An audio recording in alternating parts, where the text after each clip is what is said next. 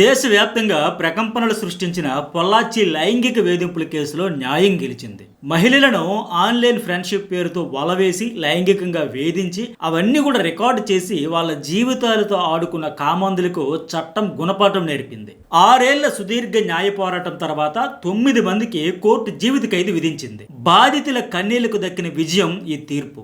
అందుకే ఈ తీర్పును దేశం మొత్తం ఆహ్వానిస్తోంది. కదిలే కారులో ఒక కాలేజ్ స్టూడెంట్ పై జరిగిన దాడితో మొదలైన ఈ కేసు విచారణలో వందలాది మంది మహిళల వేధింపుల పర్వం వెనుక ఉన్న చీకటి కోణాలను సిబిఐ బట్టబయలు చేసింది. నిందితులు 9 మందిని దోషులుగా తేలుస్తూ కోర్టు ఇచ్చిన తీర్పు ఇలాంటి నేరాలకు పాల్పడే వారి గుండెల్లో వణుకు పుట్టిస్తోంది. బెంగళూరులో జరిగిన దండుపాల్యం గ్యాంగ్ అరాచకాలు వింటేనే మనకు ఒళ్ళు జలధరిస్తుంది. కానీ అంతకంటే దారుణమైన అరాచకాలు పొల్లాచి గ్యాంగ్ చేసింది. మే 13, 2025 తమిళనాడులోని కోయంబత్తూరు మహిళా కోర్టు దేశాన్నే కుదిపేసిన సంచలన కేసులో తీర్పిచ్చింది. 9 మందికి జీవిత ఖైదు విధించింది. అంటే చనిపోయే వరకు జైలులోనే ఉండాలని ఆదేశించింది.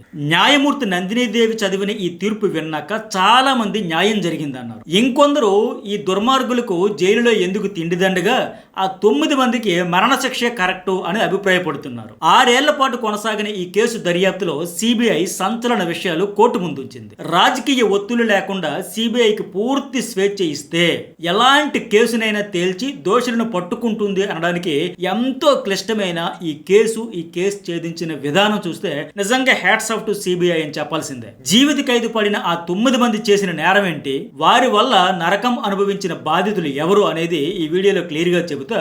మొత్తం చూశాక వాళ్లకు ఏ శిక్ష సరైనదో మీ అభిప్రాయాన్ని కూడా కామెంట్ చేయండి. ఈ వీడియో చూసే ముందు లైక్ చేయండి. మన చుట్టూ జరిగే అనేక అంశాలపై అవేర్నెస్ పెంచుతూ పట్టుమని 10 నిమిషాల్లో లోతైన విశ్లేషణ నా వీడియోలో ఉంటుంది. సో ఫస్ట్ టైం మన ఛానల్ చూసే వాళ్ళు ఇంతవరకు సబ్స్క్రైబ్ చేసుకోకపోతే ఖచ్చితంగా సబ్స్క్రైబ్ అయితే చేసుకోండి. లైక్ షేర్ కూడా మర్చిపోకండి. 2019లో తమిళనాడులోని పొల్లాచికి చెందిన 19 ఏళ్ల కాలేజీకి వెళ్లే అమ్మాయికి అదే ఊరికి చెందిన 32 ఏళ్ల శబరి రాజన్ అలియాస్ రిస్వంద్ ఫేస్బుక్ ద్వారా పరిచయం అయ్యాడు. మనోరోడే కదా అని ఆమె కూడా అతడిని త్వరగానే నమ్మేసింది. ఫోన్ నెంబర్ కూడా షేర్ చేసుకుంది. అదే ఏడాది ఫిబ్రవరి 12న బస్ స్టాప్ లో కలుద్దాం అని ఫోన్ చేస్తే వెళ్ళింది. బస్ స్టాప్ లో ఉన్న ఆమె దగ్గరికి కారులో శబరి రాజన్ వచ్చాడు. పబ్లిక్ ప్లేస్ లో ఎందుకు బయట ప్రశాంతమైన వాతావరణంలో మాట్లాడుకుందాం రా అని కారులోకి పిలిచాడు. ఆమె డ్రైవింగ్ సీట్ లో ఉన్న శబరి రాజన్ ఫ్రెండ్ తిరునావుక్కరసను చూసి భయపడింది. కారు ఎక్కేందుకు అంగీకరించలేదు. పర్లేదు మనోడే, మా ఫ్రెండ్, నా దోస్తు, ఫైనాన్స్ వ్యాపారం చేస్తావు అంటాడు. ఏం కాదులే నా ఫ్రెండ్ అంటూ శబరి రాజన్ నమ్మకంగా చెప్పడంతో అయిష్టంగానే ఆమె కారు ఎక్కింది. పొలాచి సిటీ దాటి పల్లెలు దాటి కొండల వైపు కారు దూసుకుపోయింది. ఎవ్వరూ లేని నిర్మానుష్య ప్రదేశానికి కారు చేరిన తర్వాత ఓ పక్కన కారు ఆపి శబరి రాజన్ తన అసలు రంగు బయట పెట్టాడు. ఆమె మీద కారులోనే లైంగిక దాడికి ప్రయత్నించాడు.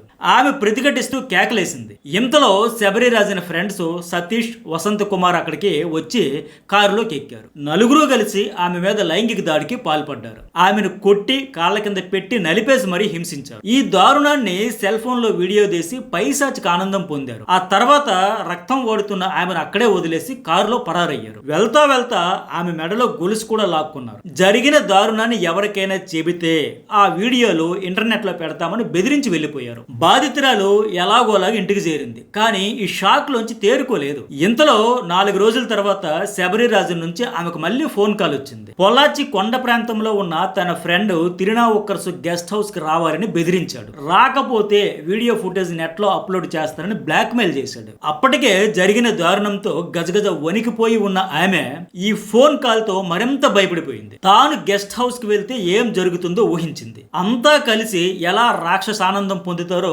ఊహించుకుంటేనే భయంతో ఆమె వణికిపోయింది. అందుకే ఇంక బతికి ఉండకూడదు అని నిర్ణయించుకుని తన ప్రాణాలు తీసుకోవాలనుకుంది. కానీ ఇంట్లో వాళ్ళు ఆమె బాధను గుర్తించి ఏమైందని అడిగి ఆమెకు అండగా ఉండడంతో జరిగిన దారుణాన్ని వాళ్ళకి చెప్పింది. ఆమె తల్లిదండ్రులు, అన్నయ్య ఆమెకు ధైర్యం చెప్పారు. ఆమెతోనే శబరి రాజన్ కు ఫోన్ చేయించారు. నేను గెస్ట్ హౌస్ కి అయితే రాలేను, నువ్వే పలానా చోటుకి రా అని పిలిపించారు. వాడు అక్కడికి రాగానే బాధితురాలి అన్నయ్యతో పాటు ఫ్రెండ్స్, ఫ్యామిలీ మెంబర్స్ కలిసి శబరిరాజును పట్టుకుని చితక బాధేశారు. వాడితో మిగతా వాళ్ళకి ఫోన్ చేయించారు. వెంటనే వాడి ఫ్రెండ్స్ ఇద్దరు వాడు చెప్పిన లొకేషన్ లో వాలిపోయారు. వాళ్ళను కూడా పట్టుకొని పచ్చడి కింద కుమ్మేశారు. తన చెల్లి వీడియోలు డిలీట్ చేద్దాం అనుకుని ఆ ముగ్గురు సెల్ ఫోన్లు తీసుకుని ఆమె అన్నయ్య చూస్తే కళ్ళు బైర్లు గమ్మేశాయి. ఆ ఫోన్లు నిండా అమ్మాయిలు ఆడవాళ్ళను బెదిరించి వారిపై అఘాయిత్యాలకు పాల్పడి తీసిన వీడియోలు లెక్కలేని ఉన్నాయి. వీళ్ళ అరాచకాలు ఎంత దారుణంగా ఉన్నాయో వాళ్ళందరికీ అర్థమైంది. అమ్మాయిలు మహిళలకు ఇష్టం లేకున్నా బలవంతంగా బెల్టులతో కర్రలతో కొట్టి సిగరెట్లతో వాతలు పెట్టి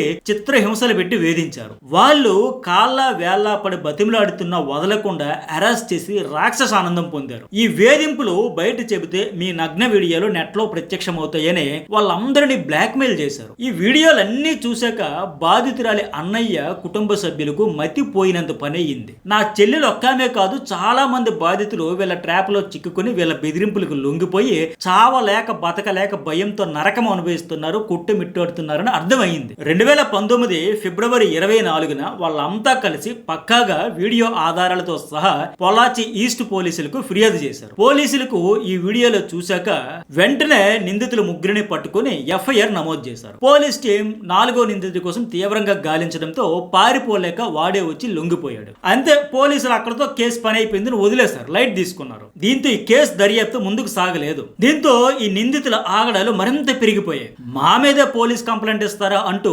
బాధితురాలి కుటుంబం మీద, ఆమె అన్నయ్య మీద దుండగులు దాడి చేశారు. మర్యాదగా కేసు విత్డ్రా చేసుకోండి లేదంటే చంపేస్తామంటూ బెదిరించారు. అయినా వాళ్ళు భయపడలేదు, మళ్ళీ పోలీసులకు కంప్లైంట్ ఇచ్చారు. ఈ విషయం తమిళనాడు మొత్తం పాకిస్తుంది. అంతే, మహిళలు కాలేజీలకు వెళ్లే యువతలపై ఇంత దారుణాలకు పాల్పడుతున్న ముఠాను పోలీసులు ఎందుకు రక్షిస్తున్నారంటూ తమిళనాడులో నిరసనలు మొదలయ్యాయి. ప్రజల నుంచి తీవ్ర ఆగ్రహం వెల్లువెత్తింది. అప్పుడు అసలు విషయం బయటపడింది. ఈ దారుణాలకు ఒడిగట్టిన నిందితుల్లో కె అరుళానందం, ఏ నాగరాజ్ అనే ఇద్దరు అప్పటి జయలలిత పార్టీ అన్నాడీఎంకే నేతలనే విషయం బయటకు వచ్చింది. అరుళానందం జయలలిత పార్టీకి ఏకంగా పొల్లాచి టౌన్ విభాగం student wing secretary, Nagaraj AIADMK youth విభాగంలో లీడర్. సో 2019లో అధికార పార్టీ వాళ్ళదే కావడంతో పోలీసులు ఈ కేసును నీరుగార్చేందుకు ప్రయత్నించారు. ఇదే అదునుగా నిందితులు తప్పు మీద తప్పు చేస్తూ రెచ్చిపోయారు. ఈ విషయం తెలిసాక ప్రతిపక్ష రాజకీయ పార్టీలు, ప్రజా సంఘాలు, మహిళా సంఘాలు, స్టూడెంట్స్ యూనియన్స్ తమ నిరసనలను మరింత ఉధృతం చేశాయి. దీంతో అప్పటి తమిళనాడు సీఎం పళనిస్వామి, ఆ పార్టీ సీనియర్ నాయకుడు మాజీ సీఎం పన్నీర్ సెల్వం ఈ కేసును మార్చి 12, 2019న క్రైమ్ బ్రాంచ్ సిఐడికి బదిలీ చేశారు. ఈ కేసులో 5వ నిందితుడు కూడా ఉన్నాడని గుర్తించి వాడిని కూడా అదుపులోకి తీసుకున్నారు. కానీ ఇక్కడే పెద్ద పొరపాటు జరిగిపోయింది. పోలీస్ డిపార్ట్మెంట్ నుంచి సిఐడికి కేసు అప్పగించే క్రమంలో బాధితురాలి పేరు, ఆమె కాలేజు, కంప్లైంట్ చేసిన ఆమె సోదరుడి పేరు, వీళ్ళన్ని వివరాలు పొరపాటును బయటపెట్టేశారు. దీంతో వివాదం మరింత రాజుకుంది, తీవ్ర విమర్శలకు దారితీసింది. బాధితుల గోప్యత, భద్రత పట్టించుకోకుండా వ్యవహరించడం క్షమించరాని తప్పు అని రిటైర్డ్ జస్టిస్ కె చంద్రు లాంటి వాళ్ళు తీవ్రంగా మండిపడ్డారు. ఈ అంశం ప్రభుత్వానికి తీరని మచ్చలా మారి తమిళనాడంతా బొగ్గుమంది. నిందితులను పార్టీ నుంచి సస్పెండ్ చేసిన, కేసు సిఐడికి అప్పగించిన, తమ పార్టీ మెడకే చుట్టుకుంటోందని అన్నాడీఎంకే ఆలస్యంగా గుర్తించింది. పార్టీకి జరిగిన డామేజ్ కవర్ చేయాలంటే నిష్పక్షపాతంగా పూర్తి పారదర్శకతతో దర్యాప్తు చేసి దోషులెవరో తేల్చాలని ఈ కేసును ఏప్రిల్ 25, 2019న సిబిఐకి అప్పగించింది. అప్పటి నుంచి ఈ కేసు దర్యాప్తులో వేగం అందుకుంది. వీళ్ళ గ్యాంగ్ కి సంబంధించిన సభ్యులుగా ఉన్న మరో 4గురిని కూడా సిబిఐ అదుపులోకి తీసుకుంది. మొత్తం 9 మంది నిందితులు కలిసి మహిళలు, అమ్మాయిలపై అత్యాచారాలు చేస్తూ వాటిని వీడియోలు తీసి పదే వాళ్ళని బెదిరిస్తూ అకృత్యాలకు పాల్పడిన విషయం స్పష్టమైంది. దీంతో 2020 కరోనా టైంలో కూడా చురుగ్గా ఇంట్రాగేషన్ ను సిబిఐ చేసింది. మొత్తం 12 మంది బాధితులను ఏమేం చేశారో నివేదిక రూపొందించింది. అయితే బాధితుల గోప్యత, కుటుంబ పరువు ప్రతిష్టలను దృష్టిలో ఉంచుకుని ఈ కేసును చాలా జాగ్రత్తగా, అత్యంత జాగ్రత్తగా సిబిఐ డీల్ చేసింది. బాధితులైన ఏ ఒక్క మహిళ గాని, ఏ ఒక్క యువతి వివరాలు గాని బయటికి రాకుండా చాలా జాగ్రత్తలు తీసుకుంది. కేసు దర్యాప్తు విషయం ప్రజలకు కూడా ఎవ్వరికీ తెలియకుండా అండర్ కరెంట్ గా పని కానిచ్చేందుకు పోలీస్ వాహనాలు కాకుండా సాధారణ వాహనాలనే సిబిఐ అధికారులు వినియోగించారు. మహిళా కానిస్టేబుల్ బుర్ఖాలు ధరించి బాధితులను సంప్రదించారు. మీ పేరు, వివరాలు ఎట్టి పరిస్థితుల్లోనూ బయటకు రావు అనే నమ్మకాన్ని బలంగా కలిగించారు. 48 మంది సాక్షులను విచారించారు. బాధిత మహిళలు పరువుకు భయపడి ముందుకు రాకపోవడంతో సిబిఐకి దర్యాప్తులో చాలా అడ్డంకులు ఎదురయ్యాయి. బాధిత మహిళల గోప్యత బయట పెట్టబోమని భరోసా కల్పించారు. వాళ్ళతో మహిళా సిబ్బంది ద్వారా పదే మాట్లాడించి నమ్మకం, ధైర్యం కలిగించడానికి సిబిఐ అధికారులు చాలా కష్టపడ్డారు. ఇక్కడ ఇంకో ఇంపార్టెంట్ విషయం ఏంటంటే బాధిత మహిళల కుటుంబాలకు కూడా తెలియకుండానే అత్యంత రహస్యంగా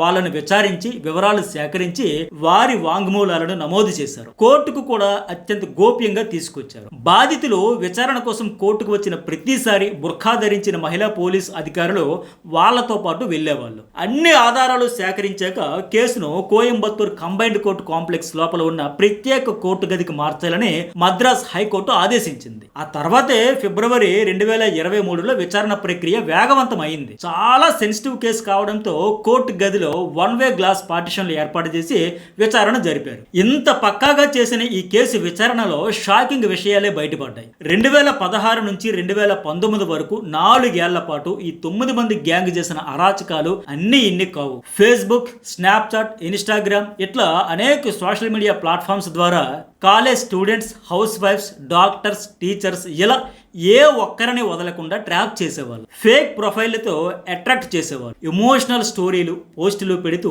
సింపతి గెయిన్ చేస్తూ ఆడవాళ్లకు దగ్గర అయ్యేవాళ్ళు. వీళ్ళు డబ్బున్న వాళ్ళగా చాలా మంచి వాళ్ళగా నటిస్తూ మెల్లగా నమ్మించేవాళ్ళు. ఈ గ్యాంగ్ లో 9 మంది ఒక్కొక్కరినే మహిళలు అయితే ట్రాప్ చేసేవాళ్ళు. పరిచయమైన కొత్తలో పబ్లిక్ ప్లేసుల్లో, పార్కుల్లో, రైల్వే స్టేషన్లు, బస్ స్టాప్లు, కాఫీ సెంటర్లు, షాపింగ్ మాల్స్ లో కలుద్దాం అనేవాళ్ళు. అలా కొన్నాళ్ళు కలిశాక ఇక్కడ ప్రైవసీ ఉండట్లేదు, ఎవ్వరూ లేని చోట కలుద్దాము, అక్కడైతే మనం ఫ్రీగా మాట్లాడుకోవచ్చు అని కారుల్లో ఊరికి దూరంగా గెస్ట్ హౌస్లకు, ఫామ్ హౌస్లకు, రూమ్స్కు తీసుకెళ్లేవాళ్ళు. అక్కడికి వెళ్ళాక గ్యాంగ్లోనే మిగతా వాళ్ళు అక్కడికి చేరుకునేవాళ్ళు. అంతా కలిసి వీళ్ళ నిజస్వరూపం చూపేవాళ్ళు. ఒకరి తర్వాత ఒకరు లైంగిక దాడికి పాల్పడేవాళ్ళు. వాళ్ళు ఒప్పుకోకపోతే బెల్టులతో, కర్రలతో, బీరు సీసాలతో కొట్టేవాళ్ళు, వాతలు పెట్టేవాళ్ళు. చెప్పినట్టు చేయకపోతే చంపేస్తామని బెదిరించేవాళ్ళు. టీవీ పెద్ద సౌండ్ పెట్టి బయటికి వాళ్ళ ఏడుపులు వినిపించకుండా శాడిజం ప్రదర్శించేవాళ్ళు. బాధితులు కాళ్ళ వేళ్ళ పడి ప్రాధేయపడిన కనికరించే వల్లే కాదు, కదిలే కారుల్లో, ఫామ్ హౌసుల్లో, గెస్ట్ హౌసుల్లో వీళ్ళ అరాచక పర్వం కొనసాగించారు. తర్వాత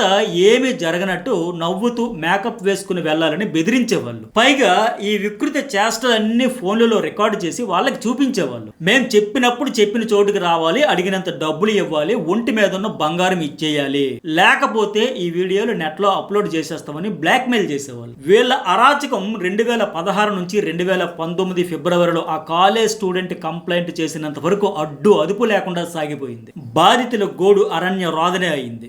ఈ కేసుపై తమిళనాడు మీడియా 2019లోనే ఫోకస్ పెట్టింది. ఈ గ్యాంగ్ ఒక అమ్మాయిని బెల్ట్ తో కొట్టి వేధిస్తున్న వీడియో బయటకు వచ్చింది. దీంతో అప్పటి వరకు తమిళనాడు మీడియా వరకే పరిమితమైన ఈ కేసును నేషనల్ మీడియా కూడా హైలైట్ చేసింది. అమ్మాయిలు, మహిళలు బాధతో ఏడుస్తూ, అరుస్తూ కేకలు పెడుతుంటే ఈ సైకో బ్యాచ్ బెల్ట్ తో కొట్టి పైశాచిక ఆనందం పొందే వీడియోలు బయటకు రావడంతో అంత షాక్ గురైపోయారు. సిబిఐ దర్యాప్తులో వీళ్ళ ఫోన్లు, ల్యాప్టాప్స్, ట్యాబ్స్ నుంచి 800 వీడియో క్లిప్స్ గుర్తించారు. వీళ్ళ బాధితులు పొల్లాచి, సేలం, కోయంబత్తూర్, చెన్నైలలో 100లోనే ఉన్నా కానీ 12 మంది మాత్రమే సిబిఐ ముందుకు ధైర్యంగా వచ్చారు. అందులోనూ కేవలం 8 మంది మాత్రమే కోర్టు వరకు వచ్చి తమకు జరిగిన మోసం, అన్యాయం గురించి చెప్పారు. 48 మంది సాక్ష్యం అయితే చెప్పారు. నిందితులకు సేలం సెంట్రల్ జైలు నుంచి వీడియో కాన్ఫరెన్స్ ద్వారా విచారించారు. ఐపీసీ సెక్షన్ల 376D, 376(2)N. So final వీళ్ళపై criminal, బెదిరింపులు, నేరపూరిత కుట్ర, లైంగిక వేధింపులు, గ్యాంగ్ అంతా కలిపి అత్యాచారాలు చేయడం, బ్లాక్ మెయిల్, లైంగిక వేధింపులు, సెల్ ఫోన్లలో రికార్డు చేసి వాటిని అడ్డం పెట్టుకుని వాళ్ళని పదే బెదిరించడం, బ్లాక్ మెయిల్ చేయడం, డబ్బులు గుంజుకోవడం, బంగారం లాక్కోవడం, ఇవ్వకపోతే నెట్ లో పెడతామని బెదిరించడం, వీటన్నింటి కింద పలు సెక్షన్ల కింద కేసులు నమోదు చేశారు. సిబిఐ వాళ్ళపై 1500 పేజీల ఛార్జ్ షీట్ అయితే దాఖలు చేసింది. బాధితుల తరఫున 240 డాక్యుమెంట్స్, 400 ఎలక్ట్రానిక్ పరికరాలను, 810 వీడియో క్లిప్స్ ఆధారాలుగా చూపారు. 7 కార్లు స్వాధీనం చేసుకున్నారు. ఈ 9 మంది 2019 నుంచి సేలం సెంట్రల్ జైలులో ఉన్నారు. 2025 మే 13న కట్టుదిట్టమైన భద్రత మధ్య వాళ్లను కోర్టుకు తీసుకొచ్చారు. న్యాయమూర్తి నందినీదేవి ఇలాంటి రాక్షసులను నా జీవితంలో ఫస్ట్ టైం చూస్తున్నాను అంటూ వ్యాఖ్యానించడం సంచలనం రేకెత్తించింది. మే 13, 2025న వీళ్ళ వీళ్ళకి శిక్ష విధిస్తూ ఆమె తీర్పు ఇచ్చారు. వీళ్లకు ఖచ్చితంగా ఉరిశిక్ష పడుతుందని తమిళనాడు అంతా భావించింది. కానీ చనిపోయే వరకు జైలులోనే ఉంచాలంటూ జీవిత ఖైదు విధించారు. నిందితుల్లో తిరునావుక్కరస్ కు 5 జీవిత ఖైదులు, మణివన్నన్ కు 5 జీవిత ఖైదులు, శబరిరాజన్ కు 4 జీవిత ఖైదులు, హరోస్ పాల్ కు 3 జీవిత ఖైదులు, సతీష్ కు 3 జీవిత ఖైదులు, వసంత్ కుమార్ కి 2 జీవిత ఖైదులు, బాబుకి అట్లాగే అరుళానంతం కు ఒక్కొక్క జీవిత ఖైదు చొప్పున విధించారు. అరుణ్ కుమార్ కూడా జీవిత ఖైదు పడింది. సో చట్టం ముందుకు వచ్చిన 8 మంది బాధిత మహిళలకు ఒక్కొక్కరికి 85 లక్షల చొప్పున పరిహారం జిల్లా లీగల్ సర్వీసెస్ అథారిటీ ద్వారా చెల్లించాలని కోర్టు ఆదేశించింది. అట్లాగే ఈ తీర్పు వెలువడిన నాటికి తమిళనాడులో డిఎంకే స్టాలిన్ ప్రభుత్వం అధికారంలో ఉంది. సో స్టాలిన్ సైతం ఉదారత చాటుకుని ఒక్కో బాధితురాలికి 25 లక్షల పరిహారం ప్రకటించారు. ఇలాంటి మరిన్ని వీడియోలు రోజు నా నుంచి మీకు వస్తా ఉంటాయి. వీడియో నచ్చితే ఒక లైక్ కొట్టండి. అదే నేను మీ నుంచి కోరుకునేది. అట్లాగే ఇంతవరకు సబ్స్క్రైబ్ చేసుకోకపోతే సబ్స్క్రైబ్ చేసుకుని news bowl and journalist Satish channels.